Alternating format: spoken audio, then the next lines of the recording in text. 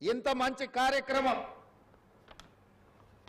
నేను చాలా సభలు సమావేశాలు మీకు తెలుసు ఆ సభలలో సమావేశాలలో సంతోషంతో కొట్టే చప్పట్లు లేకపోతే కూలీకి వచ్చిన వాళ్ళు కొట్టే చప్పట్లకు తేడా నేను గుర్తిస్తా.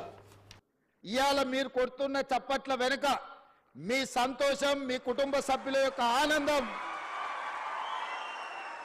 కొట్టొచ్చిన కనిపిస్తుంది. ఎందుకంటే ఏళ్ల కొద్దీ నిరీక్షించే మీ కళ ఈరోజు సాకారం కాబోతుంది. ఈ కళ సాకారం కాబోతున్న వేళ మీ ఆనందాన్ని చప్పట్ల ద్వారా వ్యక్తపరుస్తుందన్న సంగతి ఈ వేదిక మీద ఉన్న నాకు స్పష్టంగా అనిపిస్తుంది. మిత్రులారా, మీ అందరికీ నా సూచన ఒక్కటే, ఈ తెలంగాణ రాష్ట్రం ఆషామాషిగా రాలే.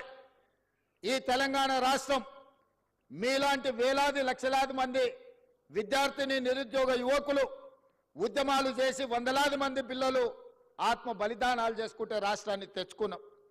ఆ రాష్ట్ర సాధనలో ఇంధనంగా పనిచేసిందే నిరుద్యోగ సమస్య. తెలంగాణ వెనుకబాటుతనం, తెలంగాణను వెనుక వేయబడ్డది. తెలంగాణ పునర్నిర్మాణంలో తెలంగాణ బిడ్డలు భాగస్వాములు కావాలన్న ఆలోచనతోటి లక్షలాది మంది విద్యార్థులు యూనివర్సిటీలు వదిలి ఉద్యమ బాట పట్టి తెలంగాణ రాష్ట్రాన్ని సాధించుకున్నాం. ఆ సాధించుకున్న తెలంగాణ రాష్ట్రంలో ఈరోజు తెలంగాణ భవిష్యత్తును తీర్చిదిద్దడానికి మీరందరూ ఈరోజు ప్రతిన చేయబోతున్నారు. ఈ తెలంగాణ నిర్మాణంలో మీరు భాగస్వాములు కాబోతున్నారు. ఇది బాధ్యత. ఇది బాధ్యతనే కాదు, ఇది ఒక భావోద్వేగం.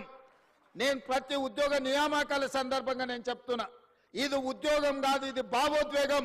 ఈ తెలంగాణ నిర్మాణంలో మనం భాగస్వాములం అవుతున్నాం. ఏ విధంగా అయితే ముఖ్యమంత్రి నాకు ఒక భావోద్వేగమో, ఏ విధంగా అయితే లక్షలాది మందికి రాని అవకాశం ఈరోజు నాకు ముఖ్యమంత్రి వచ్చిందో, ఈరోజు ఇంజనీర్లుగా మీకు కూడా లక్షలాది మంది విద్యార్థులు పోటీ పడితే మీరు ఎన్నికైనరు. మీ బాధ్యతను మీరు మరవద్దు. ఈ ఉద్యోగాన్ని ఉద్యోగంలాగా కాకుండా భావోద్వేగంగా భావించండి. ఈ తెలంగాణ నిర్మాణంలో మీరు భాగస్వాములు కాబోతున్నారు. తెలంగాణ భవిష్యత్తు నిర్మాణంలో ఈ ఇంజనీర్లదే కీలకమైన బాధ్యత. పెద్దలు కోమటిరెడ్డి వెంకటరెడ్డి గారు చెప్పినట్టు మీరు బాధ్యతాయుతంగా వ్యవహరించండి. ఎవరిని ఆదర్శంగా తీసుకోవాలో మీ కళ్ళ ముందలో ఉన్నాయి.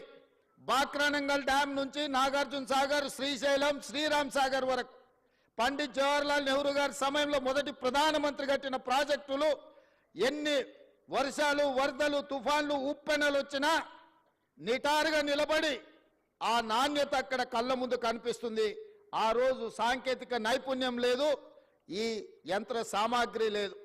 మనుషులనే పెట్టి సంవత్సరాల కొద్దీ అక్కడ క్యాంపులేసి అక్కడ కూర్చొని నిర్మాణం చేసి ఇవాళ ఈ తెలంగాణను నిర్మించడం జరిగింది. ఇదే కాదు, మోక్షగుండం విశ్వేశ్వరయ్య 1908లో హైదరాబాదు నగరాన్ని వరదలు వచ్చి ఉప్పెనై కమ్మేసి వేలాది మందిని పొట్టన పెట్టుకున్నప్పుడు ఆ వరదల్ని నియంత్రించడానికి ప్రపంచంలో ఉండే ఇంజనీర్లు అందరినీ కూడా వారు సంప్రదించడం జరిగింది. అందులో మోక్షగుండం విశ్వేశ్వరయ్యను వారు నియమిస్తే వారు ఈరోజు నిర్మించిన man made wonders Osman Sagar, Himayat Sagar, మనం ముద్దుగా పిలుచుకునే గండిపేట నుంచి మొదలు పెడితే పురాణపూర్ బ్రిడ్జ్ల వరకు ఈరోజు హైదరాబాదు నగరంలో ఆనాడు